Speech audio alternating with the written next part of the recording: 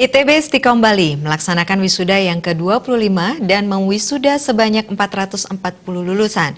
Mereka yang diwisuda memiliki kebanggaan ganda, tak hanya diwisuda sebagai sarjana komputer atau ahli media komputer, tetapi juga sebagai wisudawan perdana ITB Stikom Bali setelah kampus ICT terbaik nomor 2 tingkat nasional ini bertransformasi dari sekolah tinggi menjadi institut.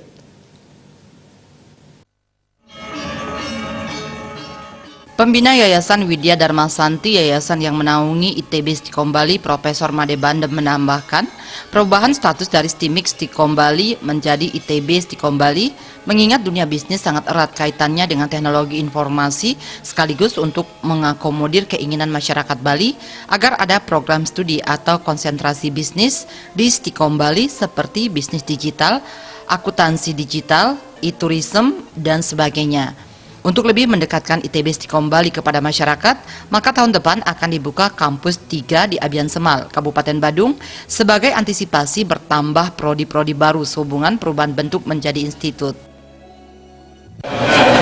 Makin banyak masyarakat dan anak-anak tamatan ITB Stikom Bali, bahkan yang sudah masuk kuliah, tertarik juga untuk magang ke luar negeri.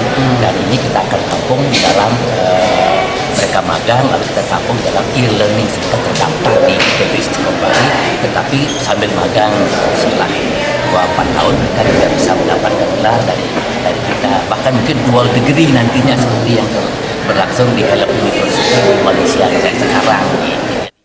Rektor ITB Stikom Bali Dadang Hermawan menjelaskan, mereka yang diwisuda sebanyak 440 orang, terdiri dari sarjana komputer 425 orang, dan ahli media komputer 15 orang. Dari jenjang strata 1 prodi sistem komputer 135 orang, prodi sistem informasi 290 orang, dan jenjang diploma 3 prodi manajemen informatika 15 orang. 12 orang diantaranya memperoleh 2 gelar yakni Eskom dari ITB Stikom Bali dan Bachelor of IT atau BIT dari Health University Malaysia dan akan diwisuda di Kuala Lumpur pada April 2020. Pada hari ini kita akan mewisuda 439 orang yang terdiri dari program sarjana komputer sistem informasi, sarjana komputer sistem komputer, sarjana komputer dan Bachelor of IT 2 degree, dan juga ahli media komputer beberapa orang. Seperti biasa, mereka setelah menyelesaikan pendidikannya sekitar 4 tahun yang 1 dan 3 tahun yang ketiga. Pada kali ini jumlah alumni semuanya jadi 6.500 orang yang sudah tersebar di seluruh Indonesia. Salah seorang wisudawan Ide Bagus Budantara keluar sebagai juara 3 lomba hacking tingkat nasional dalam ajang Hacking Capture the Flag CTF yang diselenggarakan oleh komunitas Surabaya PHP Indonesia dan Surabaya Hackerlink. Jadi ada beberapa di kompetisi itu ada beberapa jenis soal gitu.